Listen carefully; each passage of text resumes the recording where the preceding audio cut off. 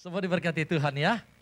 Oke, saudara, di dalam hari ini, di hari yang terakhir tahun 2023, sebelum kita memasuki tahun 2024, izinkan dulu saya pertama-tama mengucapkan Merry Christmas dan Selamat Tahun Baru buat Bapak Ibu. Amin. Selamat Tahun Baru, selamat Tahun Baru, selamat Tahun Baru.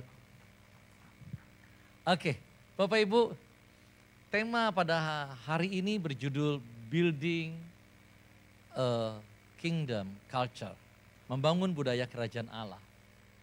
Di dalam firman Tuhan ini, yang perkataan Tuhan Yesus dalam Matius 16 ayat 18 ini dikatakan bahwa Tuhan Yesus membangun gerejanya, umatnya, orang-orang percaya di atas dasar batu karang. Sehingga alam maut, kerajaan maut tidak dapat menguasainya. Nah, berbicara batu karang ini adalah berbicara pribadinya Tuhan Yesus sendiri. Berbicara batu karang juga berbicara mengenai kerajaan Allah yang tidak tergoncangkan. Jadi Bapak Ibu, inilah yang patut kita syukuri bahwa Tuhan Yesus membangun kehidupan setiap kita bukan di atas dasar pasir yang goyang. Yang ketika badai datang, banjir datang, maka bangunan itu rubuh. Nah, Tuhan Yesus membangun kehidupan kita di atas dasar pribadinya, di atas dasar kerajaannya. Sehingga setiap kita boleh tinggal tenang bersama dengan Dia. Amin. Masalah bisa saja terjadi, tetapi saya percaya ketika kita bersama dengan Kristus, maka segalanya menjadi baik Tuhan jadikan. Amin.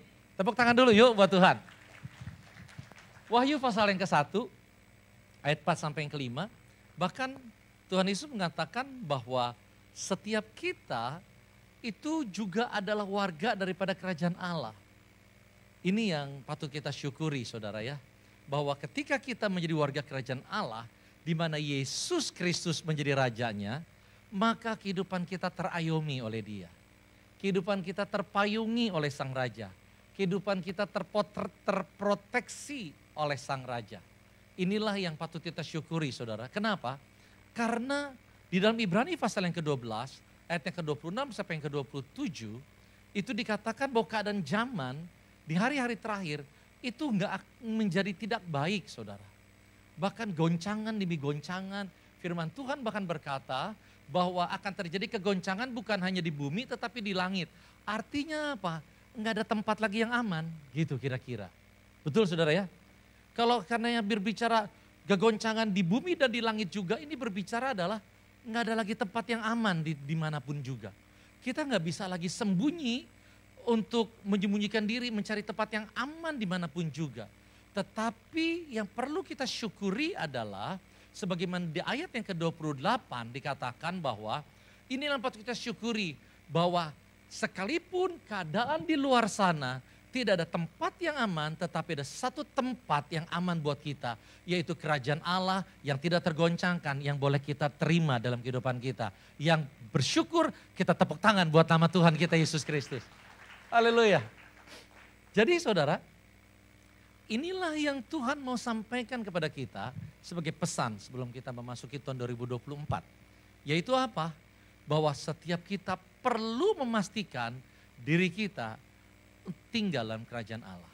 Nah, hari ini saya ajak saudara, sekalipun kita dengar ada berita gonjang-ganjing di kanan kiri dan sebagainya, tahun depan seperti apa, wah mengerikan dan sebagainya, saya ajak yuk sama-sama kita, sebelum kita masuk tahun 2024, fokus kita kepada kerajaan Allah. Jangan kepada kegoncangan, jangan kepada masalah. Iblis pengen kita gagal fokus. Kenapa? Supaya kita khawatir. Supaya kita takut, supaya kita menjadi lemah, supaya kita menjadi bimbang. Firman Tuhan bilang, kitab Yakobus berkata, orang yang bimbang jangan pernah mengira dapat mendapat sesuatu apapun dari Tuhan. Gak dapat apa-apa. Jadi saudara, iblis berusaha mencuri segala sesuatu yang Tuhan sediakan dan Tuhan mau berikan dan Tuhan mau kita alami yang berasal daripada Tuhan. Tetapi caranya bagaimana? Kita gagal fokus. Fokus kita salah. Tapi hari ini saya percaya jemaat Tuhan di tempat ini, kita ngerti bahwa sebelum kita masuk ke tahun 2024, kita mau sama-sama fokus kepada kerajaan Allah, kita sama-sama memastikan bahwa kehidupan kita tinggal di dalam kerajaan Allah. Amin saudara. Nah, apa sih Kenapa sih Tuhan pengen kita tinggal dalam kerajaan Allah? Saudara, ketika seseorang tinggal dalam kerajaan Allah yang tidak tergoncangkan itu, maka kehidupan kita akan tinggal tenang. Saudara, kalau saya tinggal di atas sini misalnya, di sekeliling kiri kanannya goyang, tetapi di sini solid, di sana gonjang-gonjing, orang duduk-duduk gitu ya pada gulung-gulung. Tetapi saya di atas panggung, panggungnya solid, tenang, hati saya tenang gak? Tenang. Manusia batin kita akan dibuat Tuhan jadi tenang ketika kita tinggal di dalam kerajaan Allah. Iman kita akan terus diperkuat dan menjadi kuat ketika kita tinggal dalam kerajaan Allah. Kehidupan rohani kita, kehidupan pribadi kita akan terus diperkuat oleh Tuhan dan menjadi kuat. Sekalipun sekeliling kita begitu banyak mungkin goncangan. Saudara, saya mau sampaikan begini, bahwa segala sesuatu yang kita dengar seperti hari ini, kelihatannya kok enak banget ya, kok gampang banget ya. Iman bisa jadi kuat, kehidupan rohani jadi kuat, ketika kehidupan kita menjadi kuat. Bagaimana? Saudara, saya mau sampaikan begini, segala damai sejahtera, ketenangan, kekuatan, ketentraman, iman, kepercayaan kita, semuanya itu tidak ada dari diri kita sendiri. Kita nggak bisa. Kita nggak bisa memproduksi ketenangan dari diri kita sendiri. Walaupun kita berkata 1000 kali, tenang, tenang, tenang, tenang, tenang, tetap aja kita nggak bisa tenang.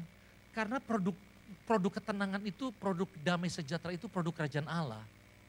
Betul gak saudara? Kita bisa punya keyakinan, saya yakin, pokoknya saya yakin Tuhan pasti pelihara saya. Saya yakin pokoknya Tuhan pasti sembuhkan saya. Saya yakin bahwa segala sesuatu Tuhan pasti jadikan baik dalam kehidupan saya. Nah, bisa punya keyakinan itu dari mana? Nggak bisa punya keyakinan itu dari dalam diri kita. Bahkan kita import dari luar juga nggak bisa.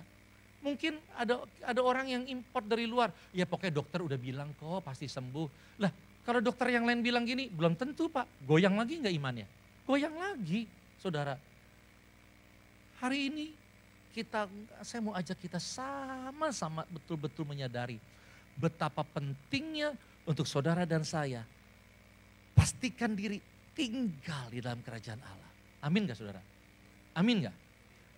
Ini loh pesan firman Tuhan hari ini. Sebelum kita masuk di nyebrang besok di 2024, sebelum kita masuk di tahun yang baru, kita mau pastikan bahwa saya perlu dan harus tinggal dalam kerajaan Allah.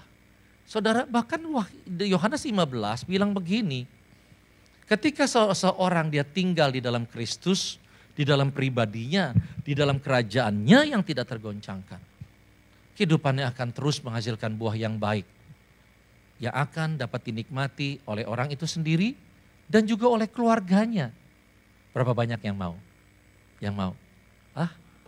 Saya mau. Mau.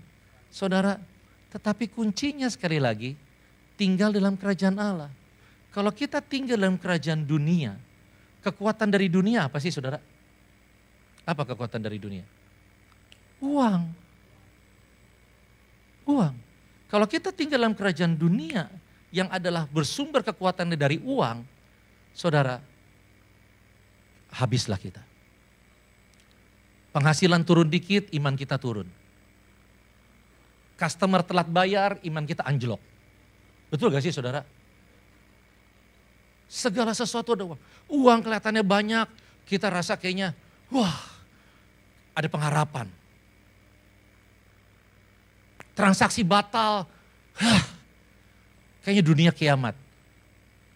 Hidup kayak gitu roller coaster saudara. Betul gak sih? Tenang anjlok, tenang galau, tenang galau, tenang galau. Saya mau tanya di dalam kehidupan kita, bisa gak seseorang menjamin hidupnya tidak ada masalah? Gak ada. Hari ini mungkin kita tenang, gak ada apa-apa. Besok tiba-tiba, aduh. Nah saudara, hari ini kehidupan yang seperti itulah yang membuat jadi umur pendek. Kehidupan yang seperti itu membuat umur jadi pendek, penyakit jadi banyak. Stres terus. Gak bisa tidur, mau tidur gak bisa, insomnia. Aduh mau tidur gak bisa, bangun, kurang tidur, mesti kerja lagi cari duit. Ambruk lama-lama. Betul gak sih Bapak Ibu? Jadi di mana dong kalau kayak gitu tempat yang aman? Kerajaan Allah. Hari ini saya ingin mendeklar kepada setiap jemaat di tempat ini, yuk sama-sama. Di tahun 2024, mulai dari sekarang, kita mulai pastikan hidup kita tinggal di dalam kerajaan Allah. Amin. Setuju sampai di sini? Bilang kiri kanan, yuk kita tinggal dalam kerajaan Allah.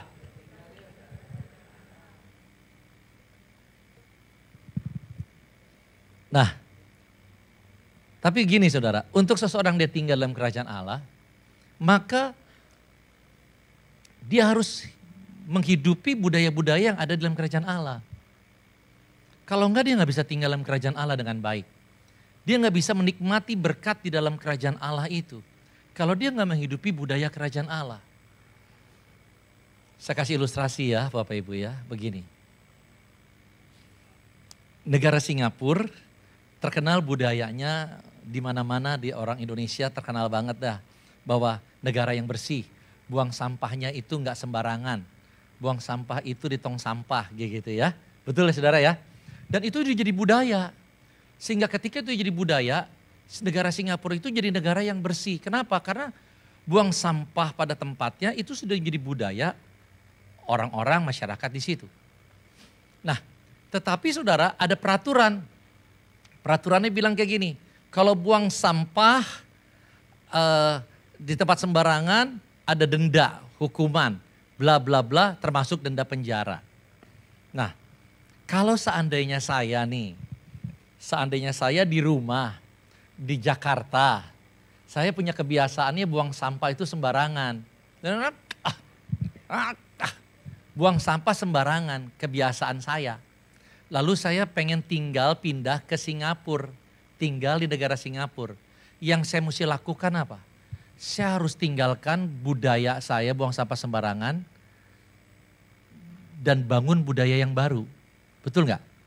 Mulai belajar untuk buang sampah di tong sampah. Kalau saya nggak merubah budaya saya, meninggalkan budaya buang sampah sembarangan dan menjadi buang sampah pada tempatnya, yang terjadi sekalipun saya tinggal di Singapura, saya nggak tinggal di dalam rumah, tapi saya tinggal di penjara. Kenapa? Karena buang sampah sembarangan terus, ditangkap terus. Lama-lama polisi bilang kayak gini, udah capek dah lu tinggal di penjara aja. Kayak gitu saudara. Dan tentunya saya nggak mau kan tinggal di penjara. Nah hari ini saya mau ajak sama-sama. Yuk berarti penting banget untuk kita supaya kita memastikan hidup kita tinggal dalam kerajaan Allah. Loh kita juga harus tinggal di dalam budaya kerajaan Allah. Nah apa sih itu budaya kerajaan Allah? Next. Budaya kerajaan Allah adalah sikap atau kebiasaan yang berdasarkan firman Tuhan. Yang tertanam di dalam kehidupan seseorang atau sekelompok orang. Entah itu satu keluarga, entah itu satu gereja, entah itu satu negara, dan budaya itu, sikap itu, kebiasaan itu diturunkan dari generasi ke generasi, ke generasi, ke generasi. Itulah budaya kerajaan Allah. Nah saudara, di rumah kita punya budaya enggak? Di rumah kita punya budaya ya. Biasanya kebiasaan anak sama orang tua mirip enggak? Mirip ya. Kalau anak ngomongnya, nah itu biasa ketahuan orang tua juga ngomongnya gitu. Kayak gitu kan. Biasanya kan kayak gitu ya. Waktu istri saya pertama kali ke rumah saya, waktu kita masih pacaran, dia kaget sampai jantung dak dikduk saudara. Kenapa saudara? Karena kebiasaan di rumahnya dia kalau ngomong tuh sama orang tua ngomongnya pelan-pelan. Bagaimana Mi? Oh iya kayak gini ngomongnya kayak gitu. Giliran dia ke rumah saya, budayanya beda saudara. Ngomong boleh dekat begini tapi, bagaimana?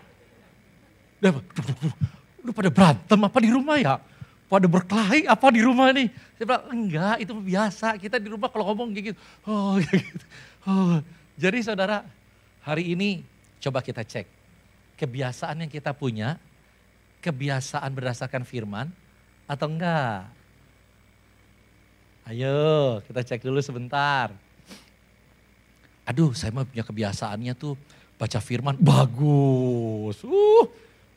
Biasanya tuh ya, kalau orang tua punya kebiasaan baca firman gitu ya, anaknya tuh nular tuh. Nular. Kayak gitu. Kalau seandainya orang tua ya, kalau ngomongnya sering muji-muji gitu ya, waduh muji gitu ya.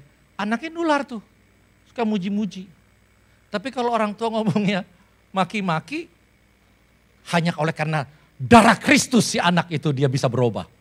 Kalau enggak, ikutan maki-maki. Jadi hari ini saudara, yuk kita sama-sama. Kita mau budaya kerajaan Allah itu ada di dalam kehidupan kita, anak kita, keluarga kita, sehingga semua kita tinggal dalam kerajaan Allah. Amin. Oke.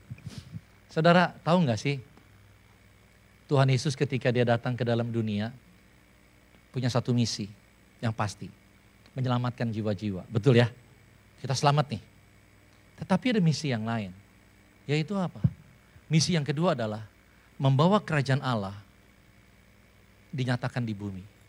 Maka itu ketika diajarin doanya kan gitu. Bapa kami yang di surga, dikuduskan namamu, datanglah kerajaanmu, jadilah kehendakmu di bumi seperti saudara.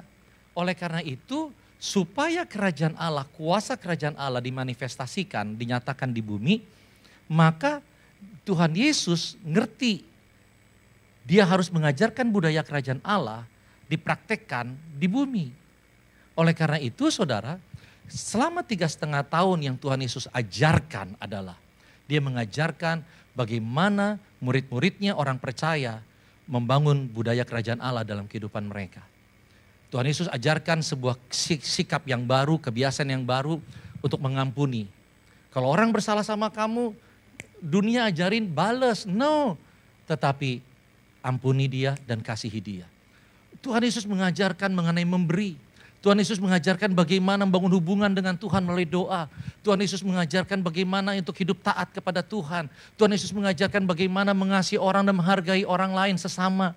Sebagaimana kau mengasihi dirimu sendiri. Tuhan Yesus ngajarin itu semua yang diajarin apa? Budaya. Itu budaya kerajaan Allah. Jadi saudara, hal yang Tuhan mau kita tangkap hari ini jemaat Tuhan. Semua jemaat Tuhan di gereja ini.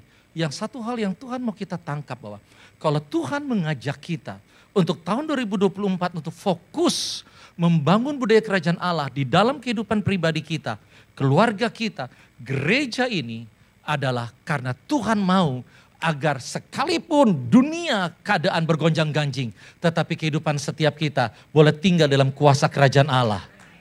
Amin saudara. Tuhan mau kehidupan kita tinggal dalam kuasa kerajaan Allah. Kenapa saudara? Karena kita hidup dalam budaya kerajaan Allah.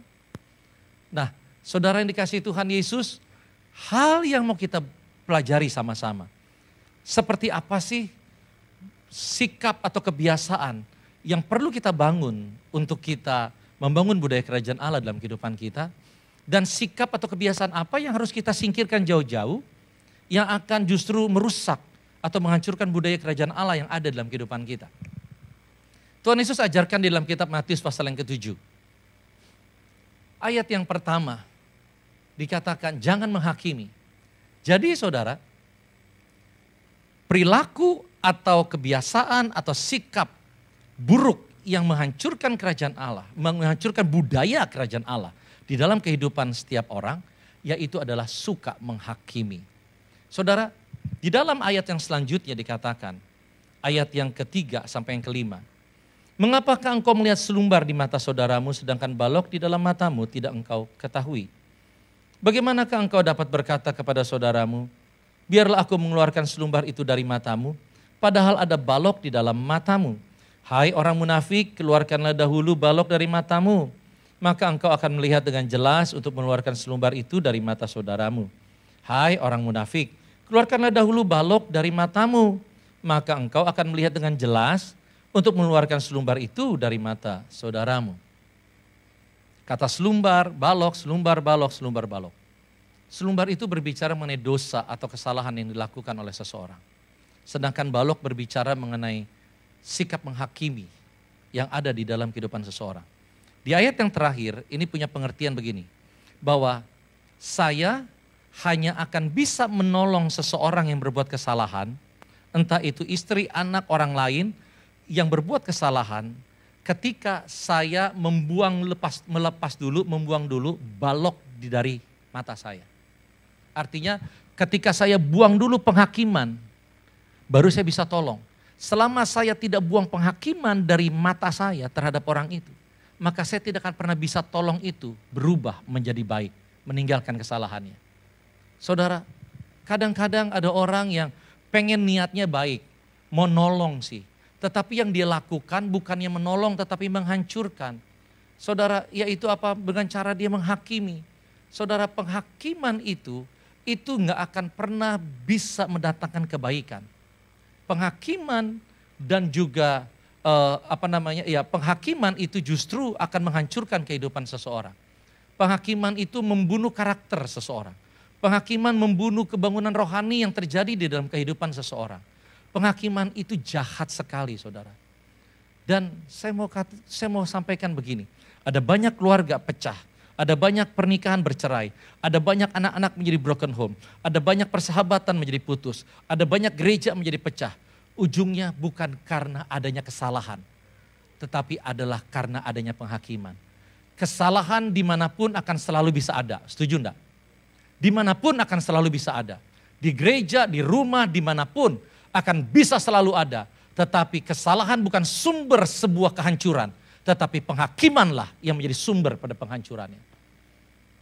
Ketika seseorang berkata, semua ini gara-gara kamu, semua ini rusak, semua ini berantakan gara-gara kamu yang salah.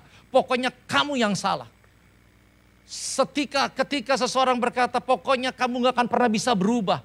Kamu orangnya memang dasar penjahat, kamu memang dasar belatung, dasar anak setan dan sebagainya. Saudara, semua penghakiman kita menjatuhi kita menjadi hakim buat orang lain. Kita yang menghakimi orang lain. Saudara, saya temukan saudara, banyak orang, anak muda pun hancur hidupnya. Karena penghakiman. Mereka bilang orang tua saya bilang kayak gini. Ya memang kayak gini. Mereka mempercayai apa yang orang tuanya katakan. Bahwa lu gak pernah bisa berubah. Saudara, ada orang-orang yang mulai rajin melayani. Ada orang-orang yang mulai rajin untuk sembahyang, mulai rajin berdoa, mulai rajin beribadah, rajin pergi ke gereja ibadah. Namanya orang tetap aja nggak ada yang bebas dari salah.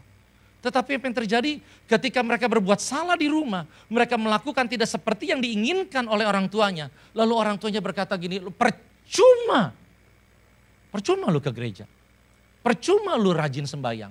Percuma lu rajin nyanyi-nyanyi di rumah. Percuma lu tetap anak setan, gak pernah berubah. Saudara, padamlah semua semangat itu. Mereka berkata, ya udah kalau kayak gitu. Mulai hari ini gue gak mau ke gereja. Mulai hari ini gue gak mau ikut Tuhan. Ya buat apa? Orang tua gue sendiri bilang. Kalau yang bilang tetangga gue gak percaya, tapi yang bilang orang tua gue sendiri.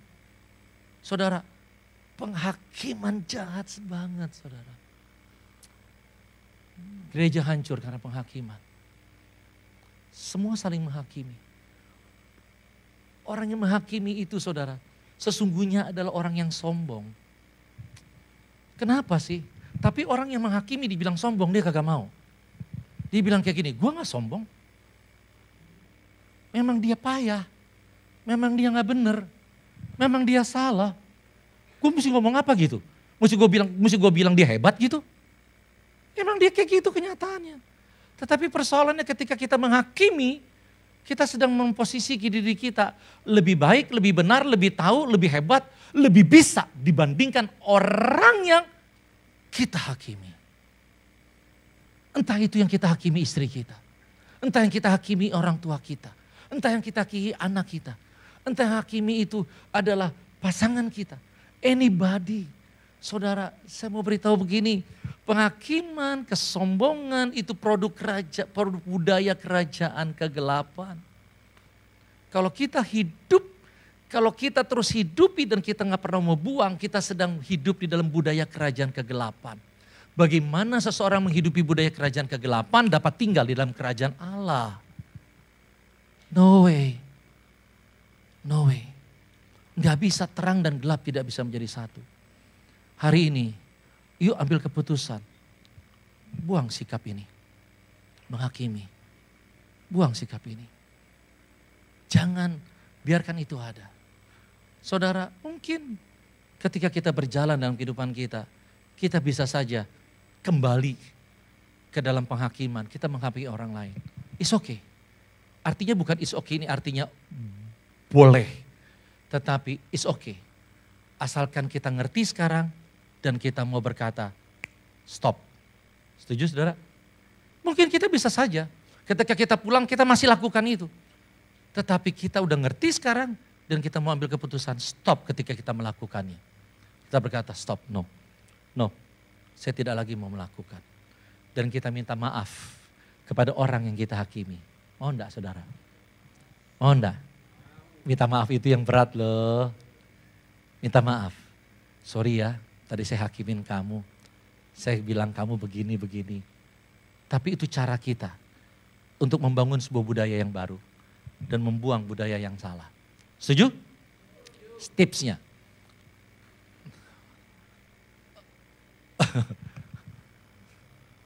Kok saya agak, oke, tipsnya begini saudara ya. Tipsnya untuk bagaimana sih kalau seandainya kita menghadapi orang yang menghakimi diri kita. Sorry, gak konsen jadinya. Bagaimana kalau seandainya ada si A datang kepada saya, lalu cerita untuk menghakimi orang lain, si B. Mesti yang kita lakukan apa? Misalnya si A nih, datang sama saya.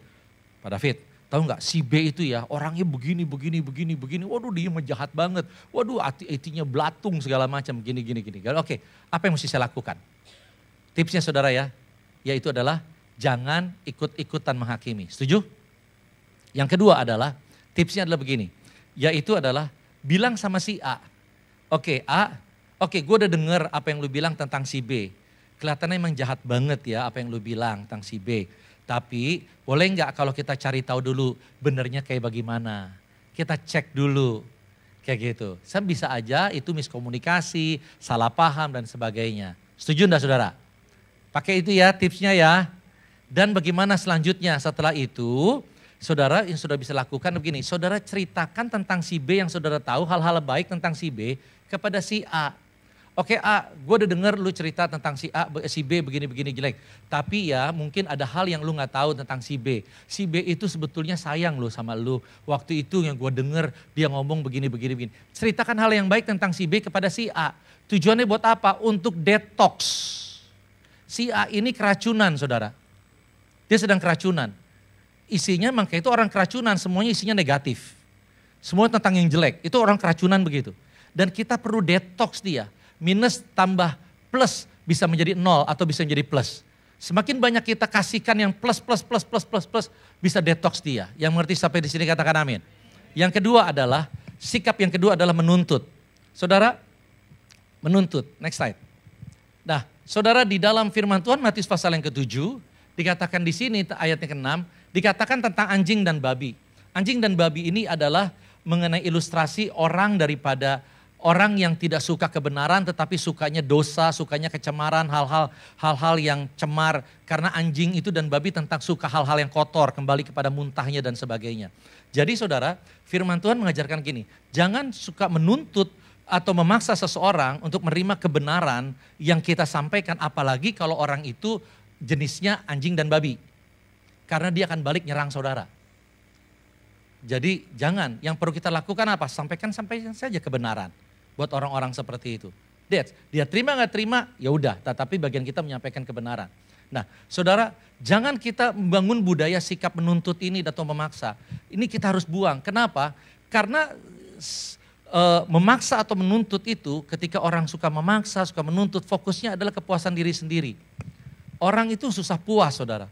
Punya satu pengen dua, punya dua pengen 100, punya 100 pengen 1000 dan sebagainya. Jadi ketika orang yang suka menuntut dan suka menuntut, dia orangnya fokusnya adalah kepuasan diri sendiri. Segala sesuatu tidak ditentukan oleh kebenaran, tetapi segala sesuatu ditentukan oleh selera. Bukan berdasarkan kebenaran firman, tetapi selera. Gua sukanya kayak gini, gua maunya kayak gini. Dan yang namanya selera namanya keinginan pribadi nggak akan pernah bisa puas, nggak ada standarnya. Setuju enggak saudara? Akibatnya orang yang suka nuntut, dia akan stres karena orang yang dituntut nggak bisa memenuhi tuntutannya. Orang yang dituntut juga jadi stres. Betul gak saudara?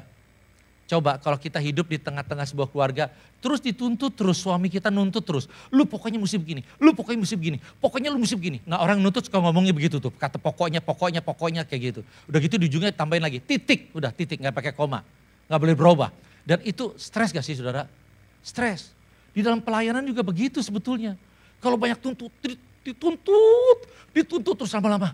Oke sih, pengen upgrade sih, pengen perbaiki diri sih. Tetapi terus dituntut, lama-lama stres. Orang stres gak ada yang happy. Betul gak saudara? Orang yang stres penuh tekanan. Makanya di rumah tangga kadang-kadang kenapa ada bom meledak. Bam, bum, bam, bum, bam, bum. Tiba-tiba gak ada ini. Ya karena semuanya stres. Kenapa stres? Karena semuanya penuh tuntutan. Pokoknya mah kamu mesti gini. Pokoknya nanti papa pulang mesti udah beres. Gak beres, awas. Waduh. Pulang di rumah udah deg-degan ya nungguin suami pulang. Saudara hari ini berhenti untuk suka nuntut. Yang mau kita lakukan apa? Buang sikap itu. Buang sikap untuk menuntut, ganti dengan sikap yang baru. Kebiasaan yang baru apa? Tawarkan bantuan. Ketika ada orang berbuat salah, tawarin bantuan. Oke, kira-kira apa yang bisa saya bantu untuk supaya kamu bisa mengatasi kesalahan kamu. Untuk kamu bisa memperbaiki diri kamu. Tawarkan bantuan. Anak berbuat salah, oke, kira-kira apa sih sulitnya?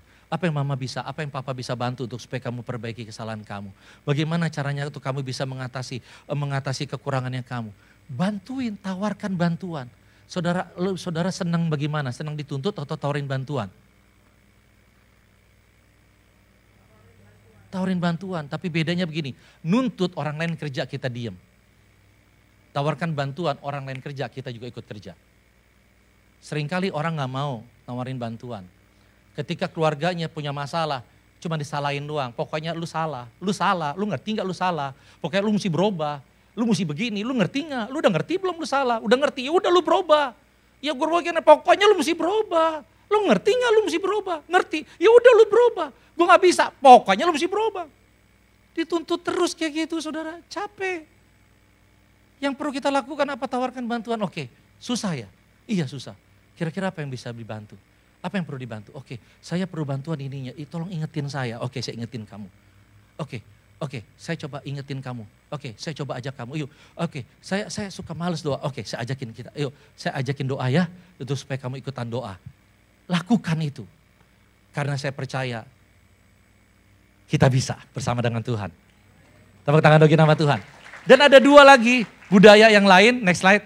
Yaitu adalah ini dua budaya yang baik yang harus sebuah sikap yang baik, kebiasaan yang baik, gaya hidup yang baik yang harus kita latih, kita bangun dalam kehidupan kita. Agar budaya kerajaan Allah semakin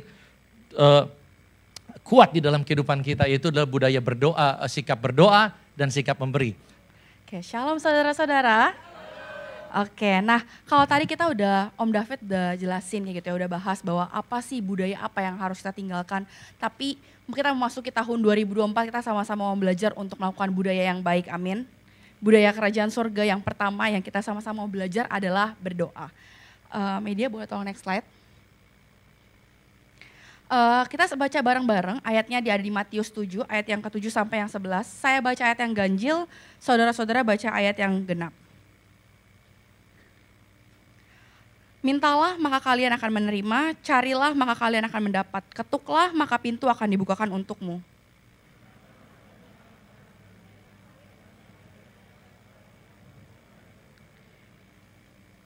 Di antara kalian, apakah ada ayah yang memberikan batu kepada anaknya kalau ia minta roti?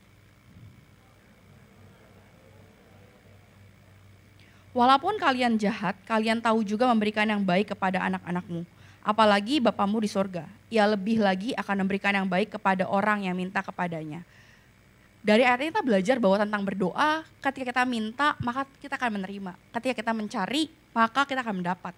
Ketika kita mengetuk maka kita akan dibukakan. Tapi seringkali banyak orang-orang Kristen yang mengidentikan bahwa doa ya udahlah, doa adalah ketika saya punya masalah aja, doa ketika saya butuh Tuhan aja. Tapi kita harus tahu, kita harus benerin mindset kita bahwa doa bukan untuk kita minta Tuhan wujudin semua keinginan kita, kebutuhan kita. Tapi ketika kita berdoa, kita sedang berkomunikasi sama Tuhan. Ketika kita sedang berdoa, kita sedang minta petuntunan Tuhan, penyertaan Tuhan, perlindungan Tuhan dalam setiap kehidupan kita. Ketika kita sedang berdoa, kita bukan cuma sekedar minta hal-hal yang secara materi, tapi lebih dari itu. Ketika kita sedang berdoa, kita minta penyertaan Tuhan, pimpinan Tuhan. Bukan lagi tentang hidup kita semau-maunya kita, tapi ketika kita berdoa, kita sedang minta, Tuhan mau arahin saya kemana? Tuhan mau saya hidup seperti apa? Kehendak Tuhan apa yang mau Tuhan lakukan dalam kehidupan saya? Bukan kehendak saya lagi, tapi biar kehendaknya Tuhan yang terjadi dalam kehidupan saya, amin. Ketika kita berdoa, banyak orang yang menjadikan, rutinitas, ya udah sekedar doa aja. Tapi mari kita sama-sama bangun kehidupan doa kita, bukan cuma di hari Minggu saat ibadah, bukan cuma ketika kita lagi live setiap minggunya, tapi setiap hari kita bangun kehidupan doa kita, amin. Day by day kita terus bangun kehidupan kita yang berdoa. Ayat yang di-11 dikatakan bahwa walaupun kalian jahat, kalian tahu juga memberikan yang baik kepada anak-anakmu. Apalagi Bapa di sorga, ia lebih lagi akan memberikan yang baik kepada orang yang minta kepadanya. Bapa di dunia aja tahu memberikan apa yang terbaik buat anaknya. Apalagi Bapa yang di sorga. Dia tahu apa yang kita butuhkan sebelum bahkan kita minta. Bahkan sebelum kita tahu apa yang kita butuhkan, Tuhan terlebih tahu apa yang kita butuhkan, apa yang kita perlukan. Dan ketika kita Bapa di sorga aja mau kasih Bapa di dunia aja mau kasih yang terbaik. Apalagi Bapa yang di sorga, dia jauh terlebih rindu untuk memberkati setiap kita. Dia rindu untuk terus memberikan, dia selalu memberikan penyediaannya atas kehidupan kita, amin. Ketika kita berdoa, ketika kita mungkin atas sesuatu pergumulan, ataupun mungkin ketika kita berdoa kita minta sesuatu sama Tuhan, mungkin bukan cuma tentang diri kita sendiri, tapi mungkin kita juga berdoa untuk orang lain. Tapi mungkin seringkali ketika kita berdoa, kita belum melihat jawabannya Tuhan. Mungkin kita belum melihat pekerjaan tangannya Tuhan terjadi dalam kehidupan kita. Tapi jangan membatasi pekerjaan tangannya Tuhan dengan apa yang kelihatan di mata kita. Karena seringkali kita berpikir bahwa, Tuhan gak jawab doa saya, percuma saya berdoa. Tapi sebenarnya kita gak pernah tahu bahwa Tuhan juga sedang bekerja atas kehidupan kita, atas kehidupan orang-orang yang sedang kita doakan, atas seluruh kehidupan yang kita gak tahu apa yang akan terjadi ke depan, tapi Tuhan terus bekerja dalam setiap kehidupan kita. Dan ketika kita percaya gitu ya, bahwa ketika kita berdoa dengan penuh iman dan keyakinan, amin. Ketika kita berdoa bukan cuma kita tahu bahwa ini bukan cuma sekedar komunikasi biasa, tapi kita percaya dalam setiap doa kita ada sesuatu yang Tuhan taruh dalam setiap doa kita. Ada sesuatu keyakinan, suatu iman, kita percaya bahwa Tuhan bekerja dalam kehidupan kita, dalam kehidupan orang-orang sekitar kita. Kadang mungkin ketika kita belum melihat hasil atau jawaban dari doa kita. Yang saya mau bilang bahwa adalah kadang Tuhan tuh mungkin gak langsung jawab masalah kita. Mungkin Tuhan gak langsung rubah kondisi kita. Mungkin Tuhan gak langsung membalikan masalah kita. Yang tadinya ada masalah, langsung masalah hilang. Enggak. Tapi seringkali yang Tuhan mungkin mau bentuk setiap kita adalah karakter kita. Tuhan mungkin gak langsung rubah masalahnya, tapi Tuhan sedang rubah hatinya kita. Karena ketika kita berdoa, bukan untuk meminta Tuhan, Tuhan hilangkan masalah saya, tapi lebih yang respon hatinya kita. Bahwa kita minta Tuhan berikan kekuatan, Tuhan ubahkan hati saya, apa yang Tuhan mau lakukan, apa yang Tuhan mau bicara lewat dari apa yang terjadi dalam kehidupan saya. Jadi mari sama-sama percaya terus bahwa Tuhan tahu yang terbaik buat setiap kita. Tuhan tahu bahwa apapun yang kita lakukan hari-hari ini, apapun yang kita sedang doakan hari-hari ini, apapun yang kita sedang pergumulkan hari ini, jangan pernah berhenti berdoa, amin. Dan ketika mungkin Tuhan izinkan masalah terjadi, ketika Tuhan sedang mau bentuk karakter kita, ketika Tuhan sedang mau ubah sikap hati kita, bukan cuma soal sikap dan hati dan karakter kita yang berubah. Tapi saya percaya bahwa ketika Tuhan ubah hati kita, Tuhan ubah karakter kita, karakter dan hati yang Tuhan ubahkan itulah yang memampukan kita untuk melewati setiap masalah yang ada, untuk melewati setiap pergumulan yang ada. Dan ketika Tuhan rubah karakter kita, hatinya kita untuk semakin serupa sama Tuhan, untuk semakin serupa sama Kristus. Dan ketika kita serupa sama Kristus bukan cuma kita jadi orang yang hebat doang, tapi kita akan menjadi keluar sebagai pemenang, amin. Boleh next slide? Yuk sama-sama kita baca, doa adalah nafas hidup orang percaya. Sama-sama kita katakan dalam hitungan yang ketiga, 1, 2, 3. Doa adalah nafas hidup orang percaya. Ketika tubuh kita terdiri dari tubuh yang jasmani dan rohani tentunya. Nah ketika tubuh kita yang jasmani itu perlu makanan kalau kita bisa sehat sampai hari ini. Tubuh rohani kita juga perlu yang namanya makan. Dengan cara apa makannya? Yaitu dengan kehidupan rohani kita yang terus dibangun setiap harinya. Ketika kita bangun kehidupan rohani kita setiap harinya dengan saat teduh, baca Alkitab, berdoa, yang itu yang kita nggak boleh skip. Itu yang harus kita terus bangun setiap harinya untuk kita terus menguatkan kehidupan rohani kita. Apakah hari-hari ini apakah kita membiarkan tubuh jasmani kita atau kita sedang membiarkan tubuh rohani kita yang sedang menguasai kehidupan kita. Tapi mari sama-sama di tahun 2024 nanti kita sama-sama kehidupan kita bukan lagi dikuasai oleh keinginan daging kita. Bukan lagi dikuasai oleh hal-hal yang buruk, hal-hal yang mungkin gak berkenan di hadapannya Tuhan. Tapi biar kehidupan kita di tahun 2024 dipenuhi dengan hal-hal yang berkenan di hadapannya Tuhan. Amin. Dan ketika kita menjadi orang-orang yang berkenan di hadapannya Tuhan, kita terus bangun kehidupan rohani kita setiap hari. Dan kita sedang membuat diri kita yang berkuasa lebih besar adalah kehidupan roh kita, bukan jasmani kita lagi. Tuhan juga menjadikan doa sebagai kebutuhannya. Dan dia bukan cuma sekedar menjadikan kebutuhannya doang, tapi dia juga menyiapkan setiap waktu untuk terus berdoa. Ketika dalam semasa waktu hidup Tuhan di dunia kayak gitu ya, dia pergi kemanapun, pergi ke kota-kota, melakukan mukjizat, begitu banyak hal yang dia lakukan, begitu banyak hal-hal yang dia harus lakukan, banyak hal yang harus dia perbuat. Tapi dia gak pernah lupa untuk menyiapkan waktunya untuk berdoa. Hari-hari ini, mari di hari-hari ke depan kita sama-sama belajar untuk apapun kesibukan kita, apapun hal-hal yang merintangi setiap kita, tapi mari kita terus kuat di dalam doa. Mari kita terus hidup di dalam doa, amin. Boleh next slide. Kita sama-sama baca di hitungan yang ketiga, 1, 2, 3. Berjaga-jagalah dan berdoalah supaya kamu jangan jatuh ke dalam pencobaan. Roh memang penurut tetapi daging lemah. Di ayat ini dibilang bahwa roh memang penurut tetapi daging lemah. Jangan sampai kita membiarkan kehidupan kita dipimpin oleh keinginan daging kita. Tapi mari di hari-hari ke depan kita sama-sama membiarkan bahwa Tuhan bekerja dan lewat dari kehidupan rohani kita yang memimpin kita lebih lagi di tahun-tahun ke depan. Ayo sama-sama kita bilang kiri kanan kita, ayo terus berjaga-jaga dan berdoa. Oke, boleh next slide media. Tadi kalau misalnya kita bahas tentang yang pertama budayanya adalah berdoa. Yang kedua adalah memberi. Saya mau ajak kita sama-sama baca ayatnya di Matius 6, ayat yang pertama sampai yang keempat. Saya baca ayat yang ganjil, saudara-saudara baca ayat yang genap. Ingatlah, janganlah kalian melakukan kewajiban agama di depan umum supaya dilihat orang. Kalau kalian berbuat begitu, kalian tidak akan diberi upah oleh Bapamu di surga.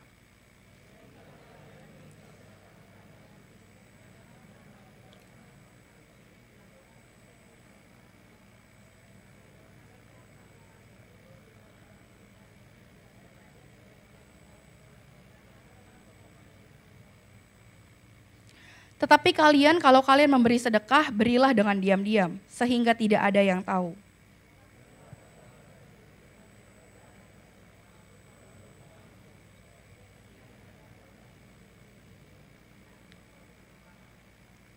Di ayat ini dikatakan bahwa ketika kita memberi, kita bukan lagi supaya untuk dilihat orang lain. Bukan lagi supaya ketika kita memberi, bukan untuk dianggap orang lain kita adalah orang yang baik. Ketika kita memberi, bukan untuk kayak, oh ya Tuhan saya memberi biar Tuhan berkatin saya berkali-kali lipat. Benar, memang Tuhan akan memberkati kita setiap kita berkali-kali lipat. Tapi jangan sampai motivasi kita dalam memberi itu salah, amin. Ketika kita motivasi kita salah, ketika mungkin kita berpikir bahwa, oh ya Tuhan nih saya beri ya, saya bagi-bagi ke orang apa yang saya punya. Tapi nanti biar orang-orang yang saya kasih mereka berbuat balik kepada saya ya. Nah ketika kita buat ekspektasi seperti itu, ketika motivasi kita salah dalam memberi seperti itu, maka akhirnya kita akan kecewa sama Tuhan. Ketika mungkin kita memberi buat orang lain, tapi orang lain mungkin gak memberi balik buat kita. Ketika kita memberi buat orang lain, mungkin orang lain ngecewain kita. Ketika saat itu kita akan kecewa sama Tuhan. Jadi bukan karena Tuhan tidak menepati janjinya dalam kehidupan kita memberi berkat, tapi seringkali karena ekspektasi kita sendiri, karena kekecewaan kita sendiri sama manusia, akhirnya kita nyalahin Tuhan. Nah, That's why ketika kita memberi, prinsip yang kita pegang dalam memberi harus sama. Harus sesuai, harus benar, sesuai apa yang Tuhan katakan. Dan ketika kita memberi, kita sedang mengizinkan bahwa kita dipakai sama Tuhan untuk menyalurkan kasih dan kebaikannya Tuhan. Untuk kehidupan kehidupan orang-orang di sekitar kita. Dan kadang seringkali mungkin bagi kita tuh simple kasih bagi ke orang. Bagi kita mungkin, ya udahlah, mungkin nggak berharga juga buat orang lain. Tapi kita nggak pernah tahu Tuhan pakai pemberian kita untuk memberkati orang lain. Tuhan kita nggak pernah tahu, mungkin kita lagi di saat yang biasa-biasa aja. Mungkin kelihatannya hidup orang lain fine-fine aja. Tapi kita nggak pernah tahu, mungkin ketika kita kasih sesuatu ke mereka, itu berharga banget buat mereka. Itu menolong mereka ketika mereka kesesakan. Itu menolong mereka ketika mereka membutuhkan. Dan ketika kita kecewa sama Tuhan, mari benar-benar bawa prinsip kita dalam memberi yang harus respon hati kita yang harus benar. Sama-sama kita membaca ayatnya di Ibrani 13 ayat yang 16. 1, 2, 3. Janganlah kamu lupa berbuat baik dan membagikan apa yang kamu miliki, karena kurban seperti itulah yang menyenangkan Allah. Ketika kita memberi bukan sesuatu yang secara cuma-cuma, tapi ketika kita memberi, kita juga sedang menyenangkan hatinya Tuhan. Ketika kita memberi bukan tentang besar atau kecilnya, bukan tentang banyak atau sedikitnya. Dan ketika kita memberi mungkin banyak orang berpikir bahwa oh ya udahlah Tuhan, tunggu saya kaya, tunggu saya sukses, tunggu saya hebat, tunggu saya punya segalanya, baru saya bisa bagi-bagi ke orang. Kalau enggak nanti apa yang saya punya sekarang, kok ini dikit banget Tuhan. Kalau saya harus bagi lagi nanti saya enggak kekurangan. Saya enggak cukup Tuhan. Tapi saya mau bilang bahwa Tuhan bilang bahwa Dia Allah yang penyedia. Dia Allah yang selalu mencukupkan, amin. Ketika kita mencoba mendidik hati kita untuk belajar memberi bahwa dari apa yang kita punya, itu sedikit dari apa yang kita punya kita kasih ke orang lain gak akan pernah membuat kita miskin. Gak akan membuat kita jatuh kekurangan. Tapi Tuhan akan selalu cukupkan dengan apa yang kita punya.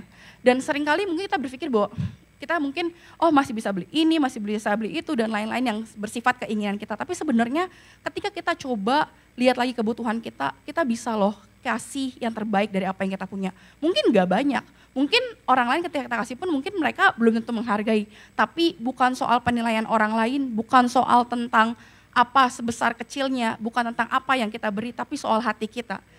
Ketika kita memberi bukan bicara tentang apa yang ada di tangan kita, tapi bicara soal hati kita. Karena kalau kita dari yang apa kita punya sekarang aja kita nggak belajar memberi, apalagi ketika kita sukses, ketika kita lebih kaya lagi akan lebih sulit. Karena orang akan berpikir, aduh Tuhan sekarang banyak banget nih hartanya, kayak masa kalau dibagi-bagiin jadinya makin dikit dong. Kayak gitu. Tapi mari benar-benar hati yang memberi yang harus terus kita punya. Bukan soal tentang apa yang kita beri, tapi hati yang kita miliki, amin. Dan ada satu ayat dibilang di bawah, aku lupa persisnya di mana, tapi ayat ini berkata bahwa di mana hartamu berada, di situ hatimu berada. Ketika kita belajar memberi bukan tentang soal berapa banyak, apa yang bisa saya kasih tapi ketika kita belajar memberi, kita sedang membiarkan bahwa saya nggak mau fokus saya cuma ke dunia doang. Saya nggak mau fokus saya cuma kerja, kaya, sukses dan lain sebagainya. Tapi saya percaya bahwa semua yang kita punya di dunia ini, semua yang kita titipin, jabatan kita, pekerjaan kita, harta kita, uang kita, semua aset kita, itu kepercayaan daripada Tuhan, amin. Itu semua yang Tuhan titipkan dalam kehidupan kita. Kita ini bukan pemiliknya, kita ini hanya pengelola yang Tuhan percayakan. Ketika kita tahu bahwa posisi kita adalah pengelola, kita akan izinkan Tuhan pakai setiap kita untuk memberkati orang-orang. Dan ketika kita mau menjadi pengelola yang baik, bukan lagi untuk kayak, yaudah saya kelola semua uang saya, harta saya, atas kerja keras saya untuk diri saya sendiri. Enggak. Tapi ketika kita tahu bahwa Tuhan percayakan semua yang ada, Tuhan juga terlebih rindu untuk membagikan apa yang kita punya untuk ke orang-orang sekitar kita. Untuk menjadi berkat, untuk menjadi saluran kasih-Nya tangannya Tuhan, amin. Dan ketika kita jadi pengelola yang baik, saya percaya bahwa Tuhan akan mempercayakan tanggung jawab yang lebih besar lagi. Tuhan akan mempercayakan hal-hal yang lebih besar lagi dalam kehidupan kita, amin. Mari saudara-saudara di tahun 2024 nanti, mulai besok bahkan mulai hari ini, kita sama-sama bangun kehidupan kita dengan budaya kerajaan surga untuk sama-sama belajar, memberi dan berdoa, amin. Walaupun mungkin kelihatannya sulit, walaupun mungkin kelihatannya nggak mudah, tapi mari kita ajar terus hati kita ajar terus hati kita untuk terus boleh berpaut sama Tuhan, amin.